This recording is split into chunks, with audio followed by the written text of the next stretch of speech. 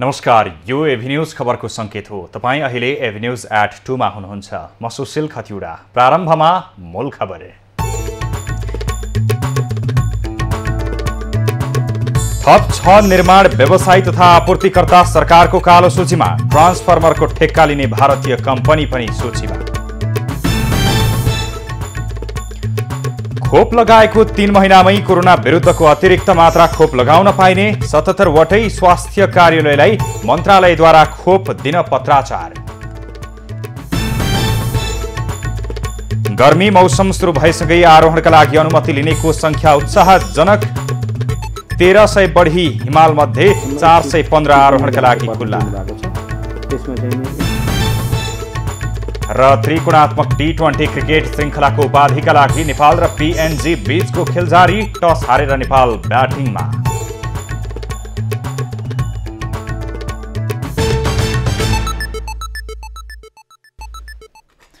अब खबरको सिलसिला प्रारम्भ गरौं। सरकारद्वारा कालो सूची सार्वजनिक सम्बन्धी प्रसङ्गबाट। सरकारले समयमै काम नगर्ने 6 वटा निर्माण व्यवसायी तथा आपूर्तिकर्तालाई कालो सूचीमा राखेको छ।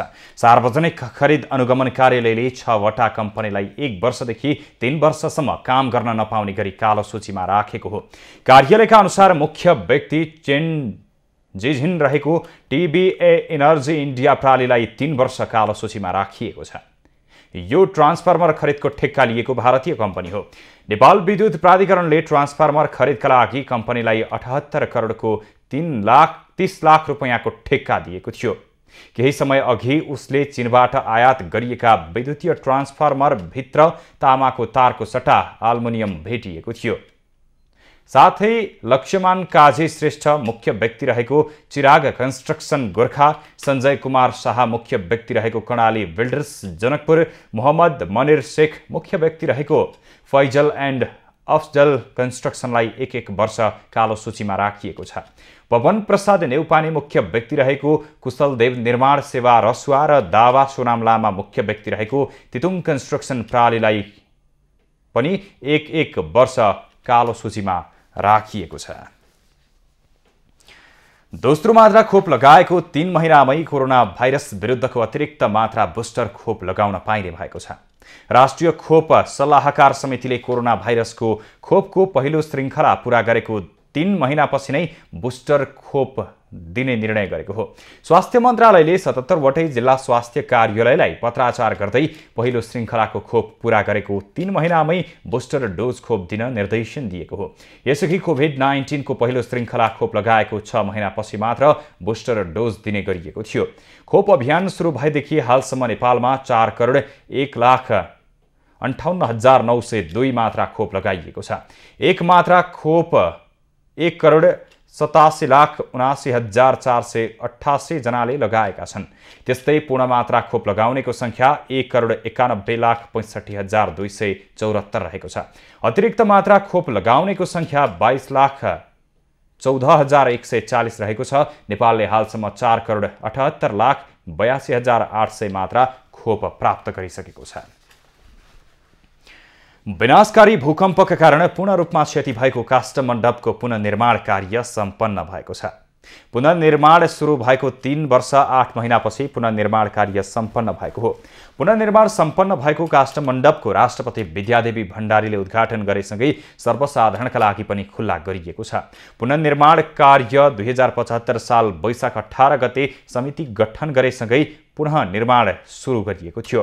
काष्ठमण्डप पुनर्निर्माण गर्न करिब 8000 क्युफिट नयाँ र काष्ठमण्डप निर्माण गर्दा प्रयोग गरिएका पुराना करिब 4900 क्युफिट काठ प्रयोग भएको छ। पुनर्निर्माणका लागि 11.5 करोड रुपैयाँ खर्च भएको बताइएको छ।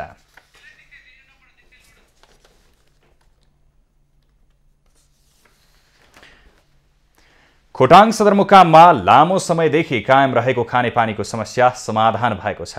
रम्बा खोला माझखोला सहरी खानेपानी आयोजना सञ्चालनमा आएसँगै दिक्तेलवासीले स्वच्छ खानेपानी पाएका हुन्।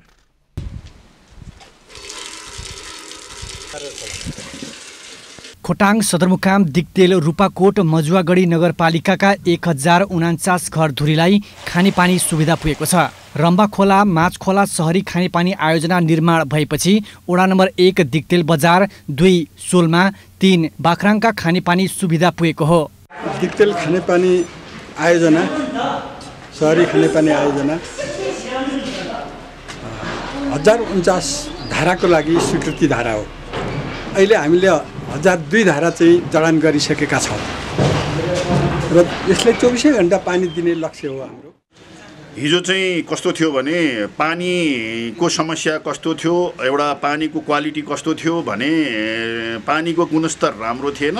त्यो पनि बिहान आधी घण्टा बेलुका आधी घण्टा मात्रै पानी दिइन्थ्यो र स्थानीय स्तरमा पुरानो कुवा धाराको पानी पनि सुक्दै गएको अवस्था थियो। अहिले लगभग 24 घण्टा पानी आउँछ, त्यो पनि शुद्ध विश्व स्वास्थ्य सङ्गठनको मापदण्ड अनुसारको शुद्ध पानी हाम्रो धारामा जान्छ। धाराबाट सिधै थापेर खान सक्ने अवस्थाको पानी आएको छ। त्यसले गर्दाखेरि हामी दिक्तेल बजारलाई अब 50 वर्षलाई पानीको समस्या हुँदैन भन्ने हामीले बुझेका छौँ। सहरी खानेपानी तथा सरसफाई आयोजनाको 70% र स्थानीय उपभोक्ता समितिको 30% गरी 22,55,58,879 रुपैयाँको लागतमा खानेपानी आयोजनाको निर्माण भएको हो। अहिले नगरका 15 वडामा खानेपानी सुविधा पुगेको छ। आयोजना अन्तर्गत समितिको कार्यालय भवन, सोलमा निगालेर अल्छी ढुङ्गामा पानी प्रशोधन केन्द्र, दिक्तेलको थामखोरे डाँडा, बेस क्याम्प, हाट डाँडा पानी सङ्कलन गर्ने ट्याङ्की निर्माण गरिएको छ। पानी परीक्षण प्रयोगशाला दिक्तेल बजारमा आगलागीको जोखिम भएकाले अग्नि नियन्त्रण भल्भ समेत राखिएको छ। आयोजनाका लागि सरकारले 15,87,91,215, नगर विकास कोषको 5,63,89,719 र उपभोक्ता समितिको 1,12,77,943 रुपैयाँ खर्च भएको छ। नगर विकास कोषको 25% रकम भने उपभोक्ता समितिको ऋण छ। राजन ठटाल, खोटाङ। यो वर्ष हिमाल आरोहणको मौसम सुरु भएसँगै आरोहणका लागि अनुमति लिनेहरूको संख्या उत्साहजनक रूपमा बढेको छ। वसन्त ऋतुको सुरुवातमा 22 वटा आरोहण दलबाट 153 जनाले सगरमाथा सहित अन्य हिमाल आरोहणका लागि अनुमति लिएका छन्। विशेष खबरको साथमा plumber CPVC Pipes and fittings, विश्वास प्लम्बिङ को। शिवम सिमेन्ट, भरोसा अटुट सम्बन्धको।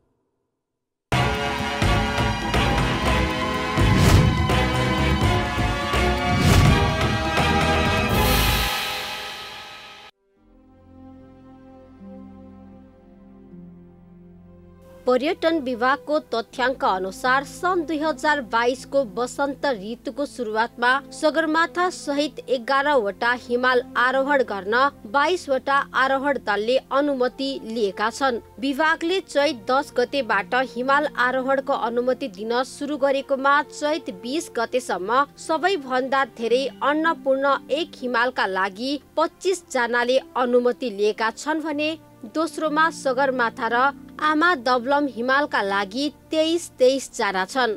11 हिमाल आरोहण अनुमति लिनेमा 116 जना पुरुष र 36 जना महिला छन्। अहिलेसम्म 153 जनाले पर्मिट लिनु भएको छ। त्यसमा चाहिँ नि 116 जना पुरुष र 37 जना महिला हुनुहुन्छ। यस वर्ष नयाँ थप हिमालमा थापा पिक आरोहणका लागि 4 जना र फेमद्याङ्ग्री हिमाल आरोहणका लागि समेत 8 जना आरोहीले अनुमति लिएको विभागले जनाएको छ। हिमाल आरोहणको स्वीकृति दिएका आरोहीबाट 6 करोडको हाराहारीमा रोयल्टी सङ्कलन भएको छ। यसमध्ये सगरमाथा आरोहणमा जाने आरोहीबाट 4 करोड बढी रोयल्टी उठेको छ। अनुमति पाएका आरोहीलाई प्रशिक्षण र हिमाल चढ्दा अपनाउनु पर्ने सावधानी र नियमका बारेमा जानकारी दिइसकेको विभागको भनाइ छ। उहाँहरूले अब 10-15 दिनमा रोड फिक्सिङको काम सकाउनुहुन्छ होला। त्यस पछाडि त्यहाँ आरोहणको निम्ति सहज हुन्छ। आरोहणको त्यो जो पर्मिट लिनुभएको छ उहाँहरू चाहिँ आरोहणको सुरुवात गर्नुहुन्छ बेस क्याम्पबाट। र अर्को एउटा अनुगमन सहजीकरण समिति खुम्बु क्षेत्रमा चाहिँ नि यस्ता केही समस्याहरू केही देखिए भने त्यसको निम्ति एउटा समिति गर्नु गरेका छौँ। हिमाल आरोहीहरू बढेसँगै कोभिडले सुस्ताएको पर्यटन क्षेत्र चलायमान तर्फ अग्रसर भएको देखिन्छ। साथै पर्यटन प्रवर्धनमा अहिलेको आरोहणको तथ्याङ्कले थप टेवा पुग्ने देखिएको छ। विभागका अनुसार नेपालमा रहेका 1300 बढी हिमाल मध्ये 415 वटा आरोहणका लागि खुल्ला गरिएको छ। क्यामेरामा गोविन्द राज गिरीको साथमा निशा देउजाको रिपोर्ट।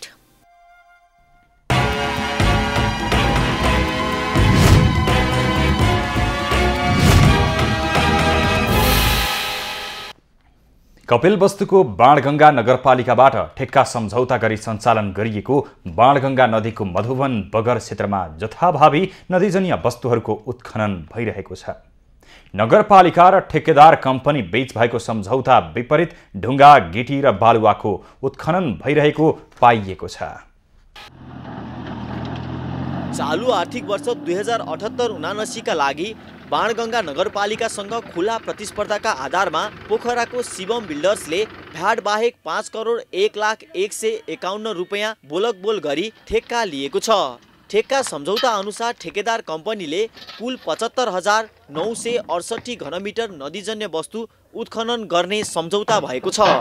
नदी क्षेत्रमा 35 सेन्टिमिटर गहिराईसम्म नदीजन्य वस्तु उत्खनन गर्ने सम्झौता भए पनि त्यसको 4 गुणा बढी गहिरो गरी बाणगङ्गा नदीको मधुवन तटीय क्षेत्रमा उत्खनन भइरहेको छ। नदीजन्य वस्तुको उत्खनन र निकासीका विषयमा ठेक्का प्रदायक कार्यालय, बाणगङ्गा नगरपालिका र अन्य सरकारवाला निकायले अनुगमन नगर्दा नदीजन्य वस्तुको दोहन अझै बढेको छ। नदी क्षेत्रमा रातको समयमा पनि नदीजन्य वस्तु निकासी हुने गरेको समेत पाइएको छ। हामी खोलाको छेउछाउ बस्ने मान्छेहरूलाई अलि सुविधा हामीलाई गरेर असुविधा नहोस्, उहाँहरूले गरेर समस्या गरेर र हामीलाई बचाउने काम गरेर यो खोलाको बाँध बन्दोबस्तहरू यसो हामीहरूलाई गरेर कताबाट कसरी सुरक्षा हामी बस्न सक्छौँ त्यो गरिदिँदा अति राम्रो हुन्थ्यो। यसरी जथाभावी नदी क्षेत्रमा हुने यस्ता उत्खननले नदी तटीय क्षेत्रका गाउँ बस्तीमा बाढी पस्न सक्ने जोखिम बढेको छ। नदी नियन्त्रणका लागि निर्माण गरिएका तटबन्धहरू पनि ढल्दै गएका छन्। नदी तटीय क्षेत्रको दक्षिणतर्फका गाउँहरूमा पानीको सतह तल झर्दै गएको छ भने हेड पाइपहरू पनि सुक्दै गएका छन्। यो नदीजन्य पदार्थहरू झिके बापत त्यो जति गहिरो हुन्छ पानीको सतहहरू पनि घट्दै गइरहेको छ र भोलि किसानहरूलाई पनि सिँचाइको निम्ति पनि त्यसले अवरोध पुर्याउनेछ। सम्झौता विपरीत उत्खनन नगर्न नगरपालिकाले ठेकेदार कम्पनीलाई सचेत त गराएको छ, तर उत्खनन कार्य रोकिएको छैन। धेरै कुराहरू ट्र्याक्टरहरू पक्रेको छ र त्यो पक्रेर हामीले जरिमाना गरेका छौँ। जरिमानाको 25% हामीले प्रोत्साहन स्वरूप नेपाल प्रहरीलाई पनि उपलब्ध गराएको छौँ। सहकार्य सहमतिबाटै अगाडि बढेका छौँ भने सम्बन्धित वडा कार्यालयहरूले पनि प्रभावकारी रूपमा अनुगमन गरेको अवस्था छ। कपिलवस्तु जिल्लाका अन्य नदी क्षेत्रमा समेत सम्झौता विपरीत अवैध ढङ्गबाट उत्खनन कार्य भइरहेको छ। यसतर्फ स्थानीय प्रशासनको गम्भीर ध्यानाकर्षण हुनु आवश्यक देखिएको छ। गोपाल भण्डारी, कपिलवस्तु। खबरको सिलसिला अझै जारी छ, हामीसँगै रहनुहोला।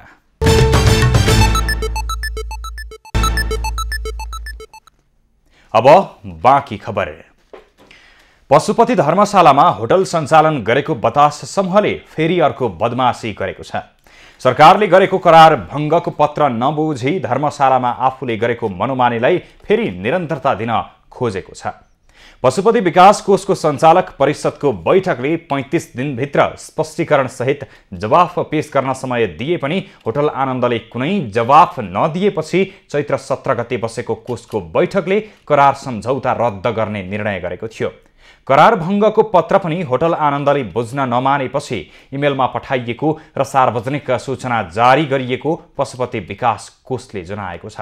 धर्मशालामा सञ्चालित होटलले 350 रुपैयाँका दरले 47 कोठा र 378 बेड हुनुपर्नेमा सो विपरीत 2वटा कोठामा 21 वटा बेड बनाएको पाइएको छ।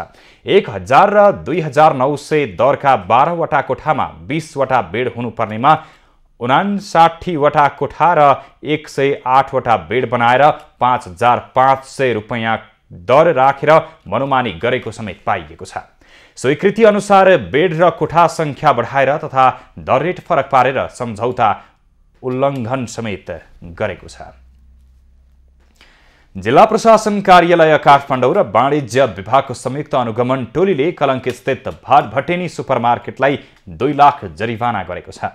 आइतबार गरिएको अनुगमनका क्रममा म्याद सकिएको मिरिन्डा र म्याद स्पष्ट नदेखिने सामान राखिएको पाइएपछि 2 लाख जरिवाना गरेको हो। उपभोक्ता संरक्षण ऐन अनुसार भाटभटेनीलाई उक्त जरिवाना गरिएको काठमाडौँका सहायक प्रमुख जिल्ला अधिकारी दीपक पौडेलले जानकारी दिए। आगामी दिनमा म्याद गुज्रिएको सामान बिक्री गरेको पाइए थप कारबाही गर्ने गरी सचेत गराइएको समेत उनले बताएका छन्। सुपरमार्केटमा अनुगमनलाई हामीले उतातिर सोझ्यौँ। त्यसको म्याद सकिने मिति पनि त्यहाँ स्पष्ट नभएको देखिँदा त्यहाँ पनि हामीले उपभोक्ता संरक्षण ऐन 2075 अनुसार 2 लाख जरिवाना भाटभटेनीलाई गराएर हामीले अब आइन्दा यस्ता सामानहरू म्याद गुज्रेका सामानहरू अखाद्य सामानहरू बिक्री गरेर उपभोक्ताको स्वास्थ्यमा खेलबाड गर्नुभयो भने थप कारबाही हुन्छ भन्ने एउटा उहाँहरूलाई सचेत समेत गराएर हामी त्यहाँबाट फर्किएको अवस्था हो। टोलीले काठमाडौँको चालनाखेल स्थित एभरेस्ट ग्यास उद्योगको पनि अनुगमन गरेको थियो। सो क्रममा भारतबाट ग्यास आउने क्रममा रहेको र 2-3 दिनभित्र फिलिङ गरी बजारमा पठाइने जानकारी पाएको अनुगमन टोलीले जनाएको छ। लामो समय बिमा बोर्डबाट रकम भुक्तानी नपाएपछि पाल्पाका निजी अस्पतालले रिफरका बिरामीको उपचार नगर्ने भएका छन्। तानसेन स्थित युनाइटेड मिसन अस्पताल तानसेनले स्वास्थ्य बिमाको रकम लामो समयसम्म भुक्तानी नभएकाले सेवा रोक्ने जनाएको हो। युनाइटेड मिसन अस्पताल तानसेनले बिमा रकम नपाएपछि सेवा रोक्ने भएको छ। केही वर्षदेखि बिमाका बिरामीको उपचार बापतको रकम भुक्तानी नपाएको अस्पतालको भनाइ छ। बिरामीको उपचार बापतको 15 करोडभन्दा बढी रकम स्वास्थ्य बिमा बोर्डबाट भुक्तानी नपाएकाले सेवा बन्द गर्न बाध्य भएको अस्पतालले जनाएको छ। इन्सुरेन्सले हामीसँग एग्रिमेन्ट गर्दा भनेको छ कि तपाईले दाबी गरेको 15 दिन 2 हप्ता भित्रमा हामीले पैसा तपाईको भुक्तानी दिनेछौं भनेर उहाँले 4 महिनामा 5 महिनामा 1 करोड 2 करोड रुपैयाँ भन्नुस् न। अब आज चैत पनि गइसक्यो। साउनबाट चैतसम्म कति महिना हुन्छ तपाईको? पुससम्म छ, फागुन माघ फागुन चैत 9 महिना। 9 महिनामा 2 करोड मात्रै दिएर कसरी संस्था चल्न सक्छ? अस्पतालले चैतको 21 गतेदेखि बिमाबाट सोच भर्ना नभएको रकम बिरामीबाट उठाउने अस्पतालले जनाएको हो। स्वास्थ्य बिमा गरेका बिरामीको उपचार बापतको रकम वैशाख 5 गतेसम्म उपलब्ध नगराए 6 गतेदेखि बिमाको सेवा पूर्ण रूपमा कटौती गर्ने घोषणा गरेको छ। हालसम्मको बकेता रकमको भुक्तानी अनि खर्च अनुसारको मूल्य समायोजन र दाबी रकमको 15 दिन भित्रको भुक्तानी चैत्र मसान्त 2078 भित्र नभएमा अस्पतालले स्वास्थ्य बिमा कार्यक्रम मिति 2079 1 महिना 6 गतेबाट पूर्ण रूपमा बन्द गर्न बाध्य हुने बेहोरा जानकारी गराउँदछौँ। स्वास्थ्य बिमा बोर्ड पाल्पा शाखा कार्यालयका अनुसार पाल्पामा बिमा गर्नेको संख्या 2,22,000 भन्दा धेरै छ। तर जिल्ला अस्पतालबाट सेवा पाउनेको संख्या भने दैनिक 1,000 जस्तो रहेको छ। नवीकरण भइरहेको छ, राम्रै छ। पाल्पा जिल्लामा त देशकै उल्लेखनीय रूपमा स्वास्थ्य सेवा लिइरहेको ठाउँ अन्तर्गत पर्दछ। सर्वसाधारणले भने सरकारले स्वास्थ्य बिमा गरे पनि त्यसको कार्यान्वयन राम्रोसँग नगरेको गुनासो गरेका छन्। स्वास्थ्य सेवाका नाममा सर्वसाधारणलाई थप शास्ति दिएको उनीहरूको भनाइ छ। सरकारले चाहिँ पैसा नदिएर रिफर चाहिँ बन्द गर्ने जस्तो भनेर हल्ला गरिरहेको छ। हामीले सरकारलाई धेरै दुःख भयो जनतालाई। त्यसलाई माथिबाट सरकारबाट विशेष ध्यान दिनु पर्यो। दुःख भयो हामीलाई। जिल्ला स्वास्थ्य कार्यालयले भने सर्वसाधारणको उपचार सेवा प्रभावित नपार्न आग्रह गरेको छ। बिमाकै कारण उपचार सेवा रोक्न नपाउने कार्यालयको भनाइ छ। पाल्पाको लुम्बिनी मेडिकल कलेजले पनि 1.5 महिना यता कोटा तोकेर बिमा गरेका बिरामीको उपचार गरिरहेको छ। अस्पतालमा उपचारका लागि दैनिक रिफर भएका 500 भन्दा बढी बिरामी मध्ये 250 जना बिरामीको मात्रै लुम्बिनी मेडिकल कलेजमा उपचार भइरहेको छ। लुम्बिनीले पनि बिमा बोर्डबाट 25 करोड बढी रकम भुक्तानी पाएको छैन। जीवनभर नै औषधि चाहिन्छ। तिनीहरूलाई पहिला सजिलो होस् भनेर 3 महिनासम्म दिन्थ्यो। अहिले चाहिँ यो हाम्रो क्लेम गर्न सजिलो होस् भनेर 1 महिनामा झारेका छन्। बिरामीलाई दुःख छ। स्वास्थ्य जस्तो सेवा निशुल्क र प्रभावकारी हुनुपर्नेमा पाल्पामा भने बिमा कार्यक्रमले अन्यल ल्याएको छ। बिमा रकम सरकारले भुक्तानी नदिँदा प्रभावकारी उपचार सेवा नपाएको सेवाग्राहीको गुनासो छ। Anil legal, Palpa. Corona virus विरुद्धको खोप सेवालाई प्रभावकारी बनाउन र लक्षित उमेर समूहका हरेक नागरिकलाई खोप सेवा उपलब्ध गराउन कञ्चनपुरमा घर दैलोमै कोरोना विरुद्धको खोप सेवा प्रदान गरिएको छ। हाल भीमदत्त नगरपालिका वडा नम्बर 9 का विभिन्न बस्ती तथा घर दैलोमै गई कोरोना विरुद्धको खोप सेवा दिने कार्य जारी रहेको छ। कञ्चनपुरको भीमदत्त नगरपालिका र विभिन्न सङ्घ संस्थाको सहयोगमा भीमदत्त नगरपालिका वडा नम्बर 9 मा कोरोना भाइरस विरुद्धको खोप अभियान जारी रहेको छ। गाउँ बस्ती तथा घर दैलोमै पुगी लक्षित उमेर समूहका सबै नागरिकलाई खोप सेवा दिन थालेपछि सेवाग्राहीहरूले सहज महसुस गरेका छन्। हामीले खोप पाएका थिएनौँ। पहिलो खोप हामीले गाउँ घरमै स्थानीय स्तरमै घर घर आएर खोप लाउन पाएका छौँ। निड्स र बाँस भन्ने संस्थाले खोप दिएको छ र धेरै खुसी भएका छौँ। यहाँका सब स्थानीय जनताहरू खुसी भएका छन्। घरायसी कार्य व्यस्तता, जनचेतनाको अभाव र अशक्तताले गर्दा खोप केन्द्र तथा स्वास्थ्य संस्थासम्म जान नसकेका र बाँकी आवश्यक मात्राको खोप लगाउने समय पुगेका नागरिकहरूलाई घुम्ती शिविर मार्फत खोप सेवा प्रदान गर्ने कार्य भइरहेको हो। अझै पनि हामीले टोलमा गएर हामीले घर घरमा गएर पनि खोप दिने काम गरिरहेका छौँ। त्यो खोपबाट पनि अझै पनि वञ्चित या त्यो कामको सिलसिलामा अन्यथा भएका साथीहरूलाई के भन्न चाहन्छु भने हाम्रो शहरी स्वास्थ्य केन्द्र बरमदेवमा गएर त्यो खोपलाई चाहिँ अनिवार्य रूपमा लगाइदिनु हुनका लागि म विनम्रतापूर्वक हार्दिक अपिल गर्न चाहन्छु। उक्त अभियानमा महिला स्वास्थ्य स्वयंसेविका, स्वास्थ्यकर्मी, स्थानीय जनप्रतिनिधि तथा सहयोगी सङ्घ संस्थाका कर्मचारीको टोली परिचालन गरी खोप सेवासँगै जनचेतना फैलाउने कार्य समेत भइरहेको छ। लक्षित उमेर समूहका कुनै पनि नागरिक कोरोना भाइरस विरुद्धको खोप सेवाबाट वञ्चित नहोउन् भन्ने उद्देश्यले सञ्चालन गरिएको अभियानले सार्थकता पाएको छ। एभेन्यूज खबरका लागि हरिश चन्द्र बाग, कञ्चनपुर। बाँकेको जानकी गाउँपालिकाको पशु हाट बजारमा गोरु पाइन छोडेको छ। हाट बजारमा छिमेकी जिल्ला बर्दिया, सुर्खेत, दाङ, कैलाली र काठमाडौँबाट समेत व्यापारीहरू पशु किनमेलका लागि पुग्ने गरेका छन्। तर पछिल्लो समयमा राँगा र भैँसी मात्रै बजारमा भेटिने गरेका छन्। बाँकेका हाट बजारमा पहिला राङ्गा, भैँसी र गोरु बराबरको संख्यामा बजारमा देखा परे पनि अहिले 2-3 वर्षको अन्तरालमा गोरुको संख्या बजारमा शून्य भएको छ। 2045 सालदेखि जानकी गाउँपालिका र वडा नम्बर 3 को रमुवापुरमा पशु हाट बजार लाग्दै आएको छ। हाट बजारमा पशु व्यापारी, किसान र होटल व्यापारीहरू राङ्गा, भैँसी किन्नका लागि जाने गर्दछन्। राङ्गा र भैँसी पहिलाकै संख्यामा देखा परे पनि गोरु देखा पर्न छाडेको स्थानीय बताउँछन्। किन्ने कारोबार हुन धेरै पूर्व कता लान्थ्यो त मलाई थाहा हुन्न। यहाँदेखि किनेर मान्छे खेतीबारीको लागि लान्थ्यो। अब पूर्व जान प्रशासनहरूले टाइट गर्यो। टाइट गरेपछि अब उतातिर पूर्व छिर्न दिएन। त्यही भएर गोरु अहिले बन्द भयो आउनु। लकडाउनमा केही समय बजार नलागेपछि घाटा लागेको पशु व्यापारीहरूको गुनासो छ। पशु व्यापार नै मनपर्ने कोहीले यसलाई निरन्तरता दिए पनि अधिकांश पलायन भएका छन्। बजारमा अहिले उल्लेख्य मात्रामा भैँसी र राङ्गाको व्यापार भएको तर गोरुको व्यापार हुन छोडेको व्यापारीहरूको भनाइ छ। राङ्गा त अब यहाँ राङ्गा चाहिँ बजारमा यहाँ नेपालगञ्जमा पनि खपत हुन्छ, काठमाडौँ खपत हुन्छन्। अब गोरुको त्यति त अब त्यस्तो यहाँ काटपिट चल्दैन। त्यही भएर गोरु कसैले पाल्दैनन्। सेवा त हामी पाएकै छु यहाँबाट। जतिखेर मन लाग्ने किन्न पाए, जतिखेर मन लाग्ने बेच्न पाए। अहिले भर्खरै म बेचेँ आफ्नो घरको राङ्गा। पशु हाट बजारले धेरै सहजता प्रदान गरे पनि हाटको रौनक घट्दै गएकोमा स्थानीय चिन्तित छन्।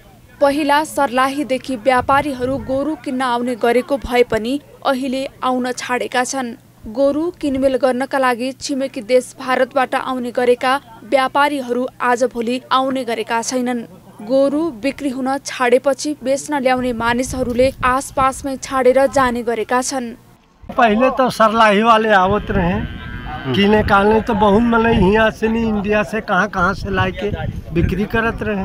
अब तो नहीं आवत है कहूँ।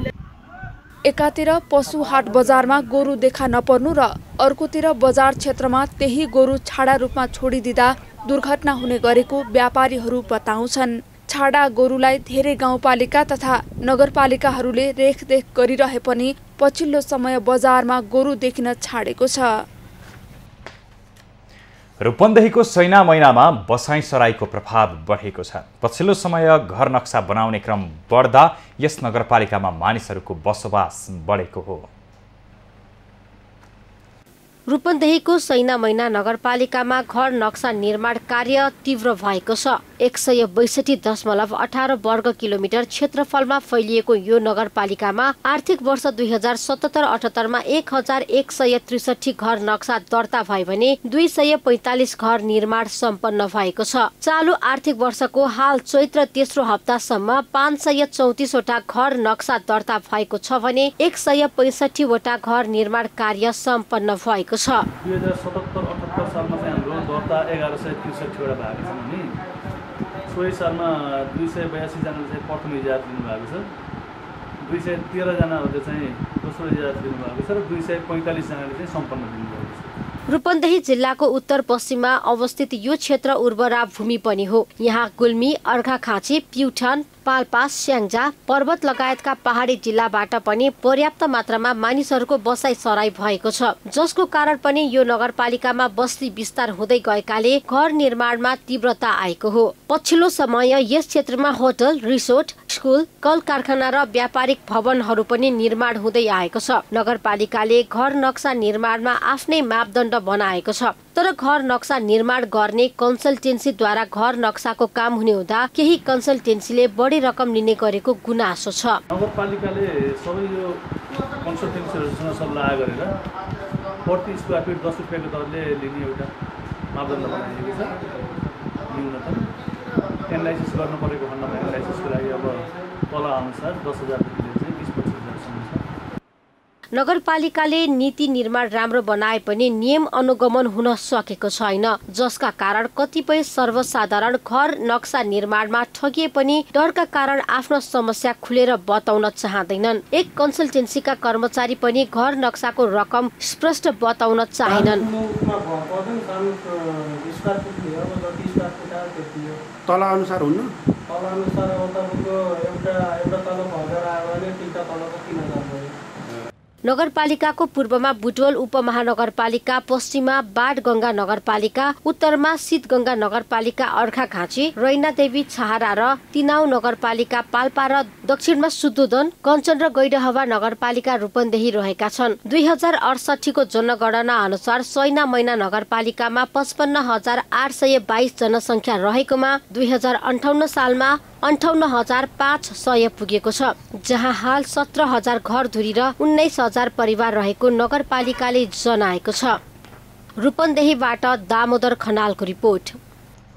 बाँकेमा असहाय बेसहारालाई संरक्षण गर्दै आएको नीलसागर सेवाश्रमलाई सुविधा सम्पन्न कैलाश भवन बनाउनका लागि धार्मिक महोत्सव सञ्चालन हुने भएको छ। चैत्र 27 गतेदेखि वैशाख 4 गतेसम्म बाँकेको रामलीला मैदानमा धार्मिक महोत्सव एवं महायज्ञ सञ्चालन हुने भएको हो। बाँकेमा सामाजिक संस्थाको भवन निर्माणको लागि महायज्ञ लगाइने भएको छ। नीलसागर सेवाश्रम बाँकेले हाल घर भाडामा लिई 152 जना असहाय बेसहारा मध्ये 45 जना बालबालिकालाई आश्रय दिँदै आएको छ। भाडाको घरमा बस्दा रकम तिर्न समस्या भएकाले आफ्नै भवन बनाउने पहल स्वरूप महायज्ञ गर्न लागि हो। हामी नीलसागर नेपालगञ्जमा लगभग 152 जनाको परिवार छ। यसमा 45 जना चाहिँ हाम्रो छोराछोरीहरू हुनुहुन्छ र अहिले नीलसागर नेपालगञ्ज भाडामै बसेको अवस्था छ। हामीले उतापट्टिको आमाहरूलाई खाना खुवाउने ठाउँ नअथवा अहिले हामीले धाममा पनि आमा बुवाहरूलाई खाना खुवाउनको लागि राख्नु परेको अवस्था छ। सबै कुरालाई व्यवस्थापन गर्नको लागि राज्यको मात्रै सहयोगले र जनताको मात्रै सहयोगले त्यो नपुग्ने अवस्था देखिसकेपछि अहिले हामीले यही चैत्र 27 गतेबाट धार्मिक महायज्ञ महामहोत्सव आयोजना गरेका छौँ। आश्रमको भवनलाई पूर्ण रूपमा सम्पन्न गर्न नेपाल सरकारबाट प्राप्त रकमले सम्पन्न नहुने भएपछि भवनलाई पूर्णता दिन धार्मिक महोत्सव सञ्चालन गर्न लागि हो। कैलाश भवन निर्माणको उद्देश्य हो। नेपाल सरकारले दिएको राशिबाट त्यो चाहिँ भव्य रूपमा सम्पन्न नहुने भयो। त्यसकारणले यो महायज्ञबाट केही रकम हामीले आर्जन गर्न सकियो भने त्यो भवनलाई कम्प्लिट गर्न सकिएला, राम्रो बनाउन सकिएला। आगामी वैशाख महिनामा लुम्बिनी प्रदेशलाई सडक आश्रित सडक मानव मुक्त प्रदेश घोषणा गर्ने तयारीमा रहेको नीलसागर सेवाश्रम बाँकेका संस्थापक उपाध्यक्ष अमन नीलसागर बताउँछन्। उनले बाँके, बर्दिया, दाङ र पाल्पा जिल्लामा रहेका सडक आश्रित 630 मानिसहरू मध्ये 45 जना बालबालिकाले आश्रय लिइरहेको बताए। काम गर्दा गर्दै अहिले अब बर्दियाको 2 ठाउँमा र भुरीगाउँमा पनि लगत्तै खुल्दैछौँ। कोलपुर, नेपालगञ्ज केन्द्रीय कार्यालय, यहाँ आमा सेवा घर सँगसँगै बाबु नानीहरूको आश्रम छ, खुसी बालग्राम, अनि दाङमा, पाल्पामा हामी अहिले क्रियाशील छौँ। र सँगसँगै अहिले हामीसँग बुवा आमाहरू 630 जना हुनुहुन्छ भने 45 जना बाबु नानीहरू हुनुहुन्छ। उहाँहरूको पढाइ यो कतिजना आमा सहितको हुनुहुन्छ भने कतिजना अभिभावक विहीन बाबु नानीहरू पनि हुनुहुन्छ। विविध कारणले सडक पेटीमा जीवन आश्रित गर्न बाध्य भएका मानिसहरूको लागि नीलसागर सेवाश्रम बाँकेले हाल मासिक 50,000मा घर भाडामा लिई सेवा दिँदै आएको छ। बाँकेको नेपालगञ्जमा केन्द्रीय कार्यालय रहेको सेवाश्रमले असहाय बेसहारालाई अझ व्यवस्थित सेवा सुविधा दिने उद्देश्यका साथ भवन निर्माण कार्यमा जुटेको हो। नेपालगञ्जबाट खम्बपुनको रिपोर्ट। खबरको सिलसिला अझै जारी छ, हामीसँगै रहनुहोला। दर्शकवृन्द, स्थानीय तहमा जनप्रतिनिधिहरूको 5 वर्षे कार्यकाल सकिने लागेको छ। यो अवधिमा जनप्रतिनिधिहरूले आफ्ना पालिकामा पूर्वाधार लगायत शिक्षा, स्वास्थ्य, कृषि लगायत थुप्रै क्षेत्रको विकास पनि गरेका छन्। यस्तै प्युठानको माण्डवी गाउँपालिकाले पनि समग्र विकासमा उल्लेख्य प्रगति गर्दै निर्माण गरेको गाउँपालिकाको प्रशासनिक भवनको आज उद्घाटन गर्न गइरहेको छ र भवन उद्घाटन समारोहको प्रत्यक्ष प्रसारणका लागि अब हामी लाग्दैछौँ। यसैको प्रत्यक्ष प्रसारणका लागि प्युठानको माण्डवी गाउँपालिकातर्फ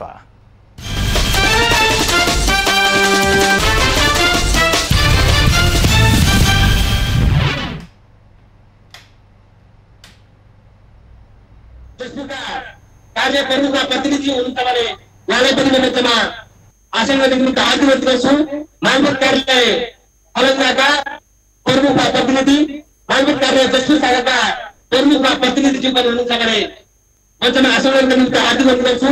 जिल्ला हुलाक कार्यालयका प्रमुख प्रतिनिधिज्यूहरू, जिल्ला आयुर्वेदिक कार्यालयका प्रमुख प्रतिनिधिज्यू, खानेपानी तथा स्वास्थ्य विज्ञान कार्यालयका प्रमुख प्रतिनिधिज्यू, सहायता तथा घरेलु उद्योग कार्यालयका प्रमुख प्रतिनिधिज्यू, कृषि तथा पशुपति कार्यालयका प्रमुख प्रतिनिधिज्यू, शिक्षा विकास तथा समन्वय कार्यालयका प्रमुख प्रतिनिधिज्यू, डिभिजन कार्यालयका प्रमुख प्रतिनिधिज्यू, पोस्ट तथा नियन्त्रण कार्यालयका प्रमुख प्रतिनिधिज्यू, प्रधानमन्त्री कृषि आजीविका परियोजनाका कार्यान्वयन इकाइ प्रमुख प्रतिनिधिज्यू, जिल्ला प्रहरी कार्यालयका प्रमुख प्रतिनिधिज्यू, जिल्ला ट्राफिक कार्यालयका प्रमुख प्रतिनिधिज्यू, पौरदत्त सेवा कार्यालय जसपुरका प्रमुख प्रतिनिधिज्यू, इलाका प्रशासन कार्यालयका प्रतिनिधिज्यूलाई आसन गरेका निमित्त म मञ्चमा हार्दिक आमन्त्रण गर्दछु। त्यसै गरेर सम्पूर्ण पालिकाका प्रमुख प्रशासकीय अधिकारीहरूलाई हामी आमन्त्रण गरेका थियौँ। यदि प्रमुख प्रशासकीय अधिकारीहरू उपस्थित हुनुहुन्छ भने सम्पूर्ण प्रमुख प्रशासकीय अधिकारीलाई एकमुष्टमा आसन गर्न म हार्दिक अनुरोध गर्छु। त्यसै गरी जिल्ला समन्वय अधिकारीहरूलाई हामीले आमन्त्रण गरेका थियौँ। जिल्ला समन्वय अधिकारी महेश केसीज्यूलाई आसन गरेका निमित्त म हार्दिक अनुरोध गर्दछु। त्यसै गरेर माण्डवी गाउँपालिकाका 5औं वडाका अध्यक्षज्यूहरूलाई एकमुष्ट आसन गर्नका निमित्त म हार्दिक अनुरोध गर्छु। माण्डवी गाउँपालिका कार्यपालिकाका सम्पूर्ण सदस्यज्यूहरूलाई आसन गर्नका निमित्त म हार्दिक अनुरोध गर्छु। माण्डवी गाउँपालिका गाउँ सभाका सम्पूर्ण गाउँ सभा सदस्यज्यूहरूलाई आसन गर्नका निमित्त म हार्दिक अनुरोध गर्दछु। त्यसै गरेर सम्पूर्ण राष्ट्र सेवा कर्मचारीहरूलाई म एकमुष्ट आसन गर्नका निमित्त म हार्दिक अनुरोध गर्छु। हाम्रो माण्डवी गाउँपालिकामा स्थित सम्पूर्ण सामुदायिक संस्थाका विद्यालयका फौजी विद्यालय व्यवस्था समितिका अध्यक्षज्यूहरू, शिक्षक अभिभावक अध्यक्षज्यूहरू शिक्षकहरू सम्पूर्णलाई एकमुष्ट रूपमा आसन गर्नका निम्ति म अनुरोध गर्दछु। हाम्रो मित्र नेपाल पत्रकार महासंघका अध्यक्षज्यू हुनुहुन्छ, उहाँलाई मञ्चमा आसन गर्नका निम्ति म हार्दिक अनुरोध गर्दछु। त्यसै गरी फुलबारी एकीकृत ग्रामीण विकास संस्थाका अध्यक्ष खजराजन बस्नेतज्यू पनि हामी बिचमा हुनुहुन्छ, उहाँलाई पनि आसन गर्नका निम्ति म हार्दिक अनुरोध गर्दछु। त्यसै गरी मण्डली गाउँपालिकाको प्रशासनिक भवन निर्माणमा त्यो निर्माण सम्पन्न गर्ने निर्माण कम्पनी आज पिपी देवीका प्रोप्राइटर बालाजी श्रेष्ठलाई पनि मञ्चमा आसन गर्नका निम्ति म हार्दिक अनुरोध गर्दछु। त्यसै गरी आजको विशेष कार्यक्रम विशेष दिनलाई हामी अझ विशेष बनाउनका निमित्त हामीले केही व्यक्तित्वहरूलाई सम्मान गर्ने कार्यक्रम राखेका छौँ। यो भवन निर्माण भइरहेको स्थान र यो वरिपरिको स्थानमा करिब 21 रोपनी जग्गा दान गर्ने जग्गादाताहरूलाई हामी एकदमै स्मरण गर्न चाहन्छौँ, सम्झन चाहन्छौँ र उहाँहरूलाई एक मुष्ट हामी आसन गर्नका निमित्त सम्पूर्ण जग्गादाताहरू यो प्रशासकीय भवन निर्माणका निमित्त जग्गा दिने जग्गादाताहरू र हाम्रो अन्य स्वास्थ्य चौकी, सामुदायिक स्वास्थ्य इकाइ, विद्यालय, क्लिनिकहरूका लागि आवश्यक पर्ने जग्गा दिने सम्पूर्ण मनका धनी जग्गादाताहरू जसले जग्गा दिएर लगायत हाम्रा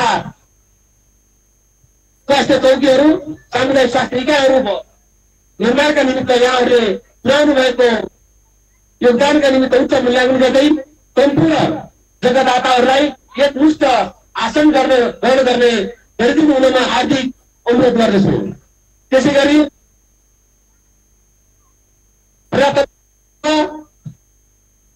लोकतन्त्र, संघीय लोकतान्त्रिक गणतन्त्र स्थापनाका निमित्त शहादत प्राप्त गर्ने महान शहीदहरूलाई मण्डली गाउँपालिका सम्झाउन चाहन्छ।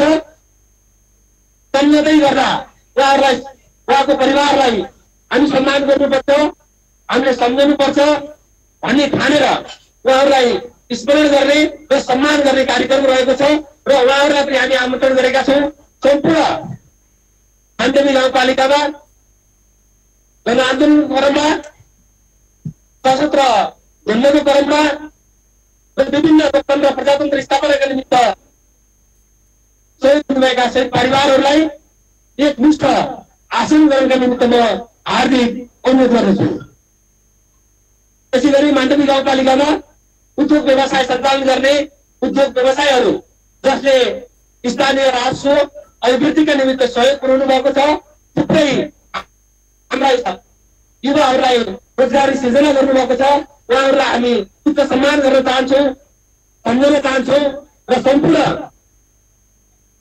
उद्योगी व्यवसायी प्रोप्राइटरहरूलाई हामी हार्दिक आसन निमित्त अनुरोध गर्दछौँ।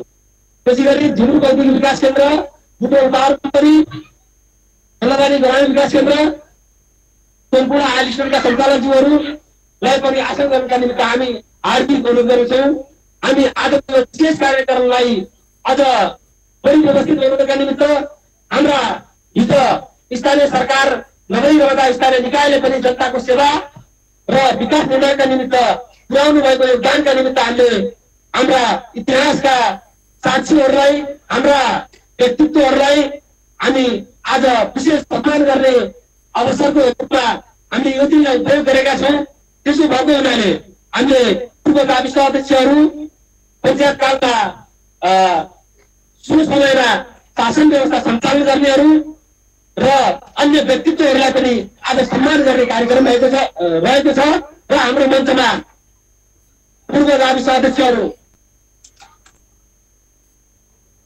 चक्रबहादुर ढोकाजी हुनुहुन्छ, पूर्व रम्नी गाविसको गाविस अध्यक्ष, उहाँलाई पनि आसन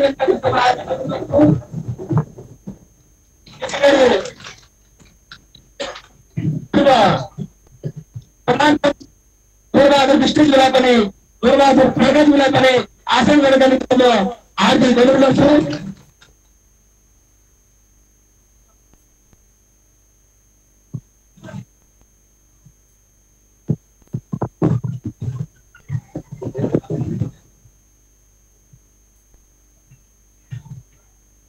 त्यसै गरी साबिकको उदयपुरको गाविसका गाविस अध्यक्ष श्रीधर अधिकारीज्यूलाई पनि हामीले सम्मान गर्ने कार्यक्रममा राखेका छौँ। आज यस मञ्चमा उहाँलाई पनि आसन गर्नका निमित्त म हार्दिक अनुरोध गर्छु। श्रीमैका शाखा प्रबन्धकज्यू हुनुहुन्छ भने उहाँलाई आसन गर्नका निमित्त मैले हार्दिक अनुरोध गरेँ। कामना सेवा विकास बैङ्कका शाखा प्रबन्धकज्यूलाई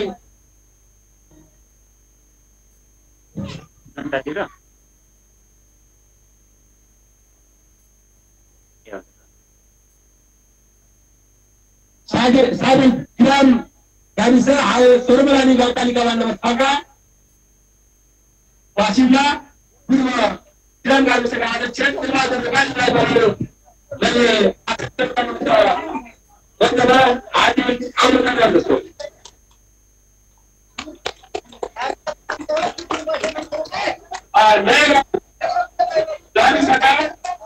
गाविस अध्यक्ष पूर्व गाविस अध्यक्ष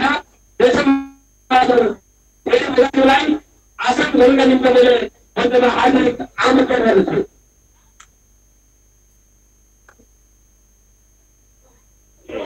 अन्य वित्तीय संस्थाका प्रमुख प्रतिनिधिहरू, उद्योग आयोग संघका बजार इलाकाका अध्यक्ष, होटल व्यवसाय संघ जसपुरका बजार इलाकाका अध्यक्ष प्रतिनिधिज्यू, नेपाल रेकर्ड सोसाइटी तुसानका सभापतिज्यू,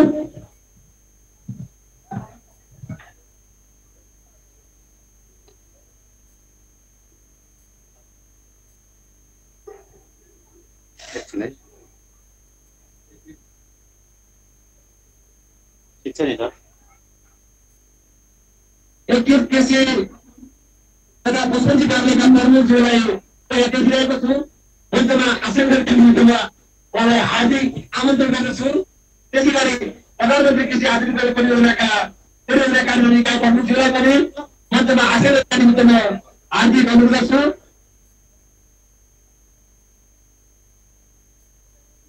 मण्डपी गाउँपालिकामा क्रियाशील रहेका अबाध्य सन्तान, ज्येष्ठ नागरिक सन्तान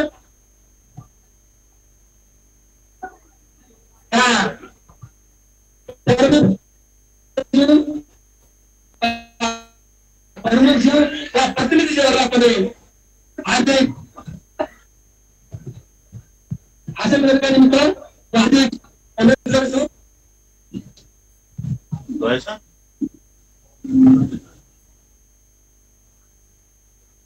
आसन गर्नुपर्ने अन्तिम आशयहरूलाई म धेरै समय लिन छैन।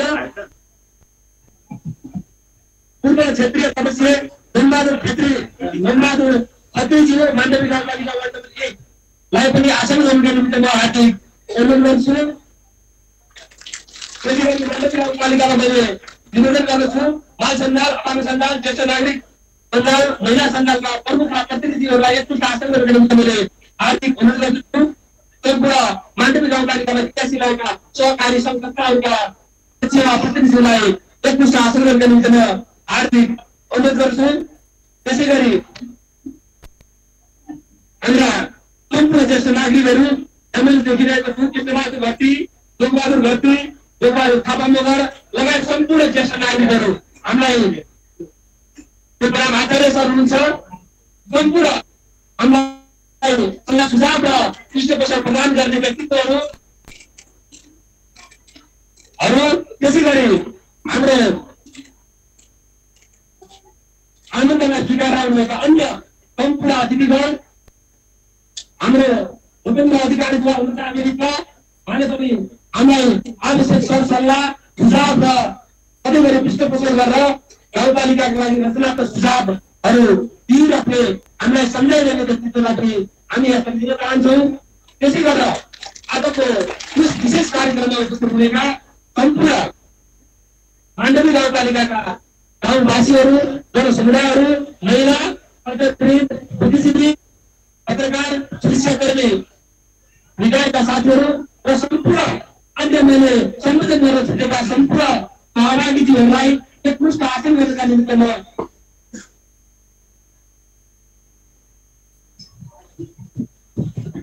लाई हार्दिक आसन गर्नुमा हार्दिक अनुरोध गर्दै अब कार्यक्रमलाई अगाडि बढाउने अनुमति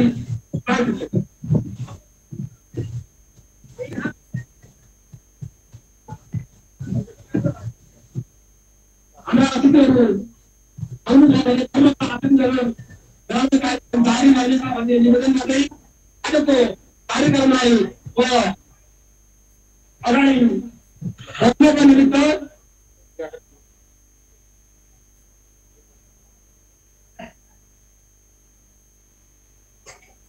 राष्ट्रिय गानबाट यो कार्यक्रमको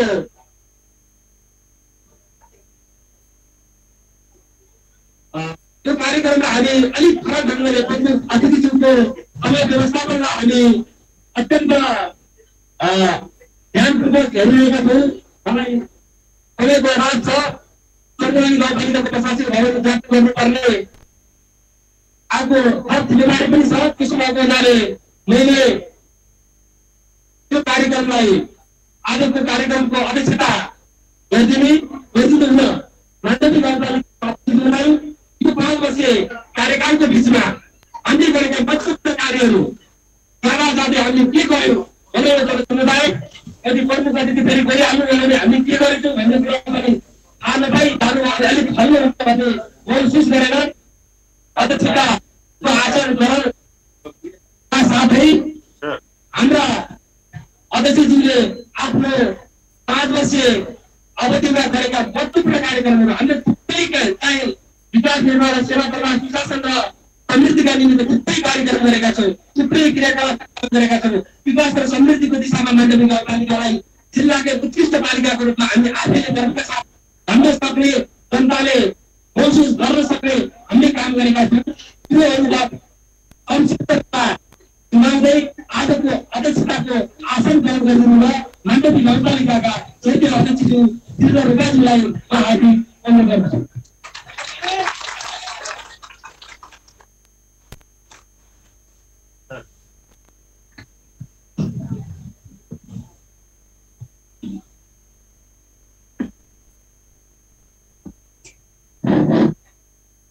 धन्यवाद। कार्यक्रम सञ्चालक तथा माण्डवी गाउँपालिकाको प्रमुख प्रशासकीय अधिकारी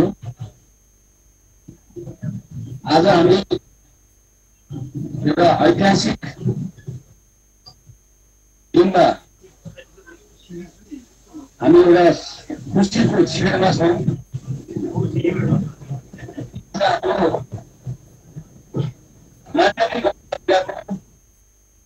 प्रशासकीय भवन उद्घाटन कार्यक्रममा छौँ। यस कार्यक्रमका प्रमुख अतिथि सङ्घीय लोकतान्त्रिक लोकतन्त्र हाम्रो लुम्बिनी प्रदेशको मुख्यमन्त्रीज्यू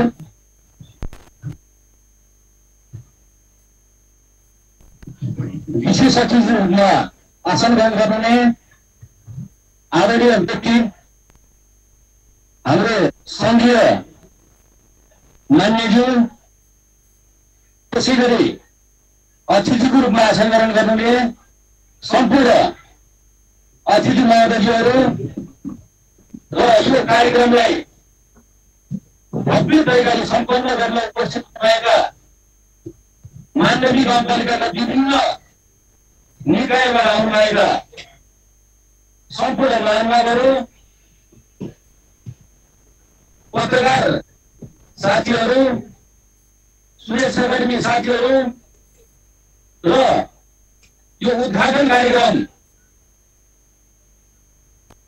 राष्ट्रिय टेलिभिजन एभिन्यू च्यानलबाट प्रत्यक्ष प्रसारण भइरहेको छ र त्यसबाहेक विभिन्न मिडियाबाट प्रत्यक्ष रूपमा यस उद्घाटन कार्यक्रम हेरिरहनुभएका देश तथा विदेशमा विशेष गरी भारतमा रहनुभएका साथीहरूलाई फेरि पनि सम्झँदै यस कार्यक्रम उपस्थित हुनुभएका सम्पूर्णलाई म मेरो व्यक्तिगत तर्फबाट र मानवी गाउँपालिकाको तर्फबाट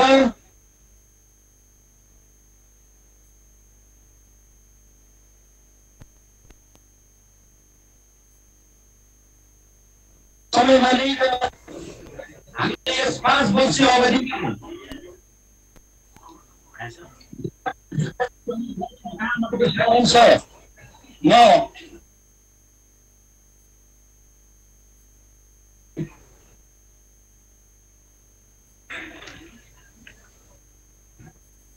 नेपालको शासकीय 53 स्थानीय सरकारमध्ये प्युठान जिल्ला स्थित रहेको माण्डवी गाउँपालिका राज्यको पुनर्संरचना र नेपाल सरकारको निर्णय अनुसार मिति 77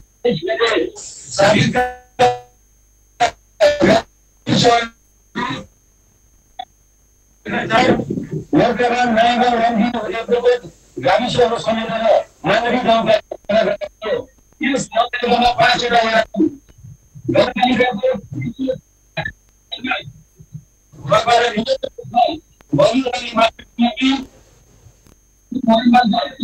गाउँपालिकाको नयाँ गाउँ दिएको छ 113.08 वर्ग किमी क्षेत्रफल रहेको यस मानवी गाउँपालिकाको पश्चिमतर्फ दक्षिणमा सर्मेलन गाउँपालिका दोस्रोमा अमरावती र मल्लरी गाउँपालिका रहेका छन्। गाउँपालिकामा 5 वटा माथि 5 वटा निमाथि र 16 वटा अपराधी गरी जम्मा 36 वटा कामदार विद्यालयहरू सञ्चालित छन् भनेपछि 2 प्राविधिक मात्र सरकार विद्यालय रहेका छन्। राष्ट्रिय जनगणना 2078 प्रारम्भिक नतिजा अनुसार दक्षिणमा 15,778 छ, जसमा 5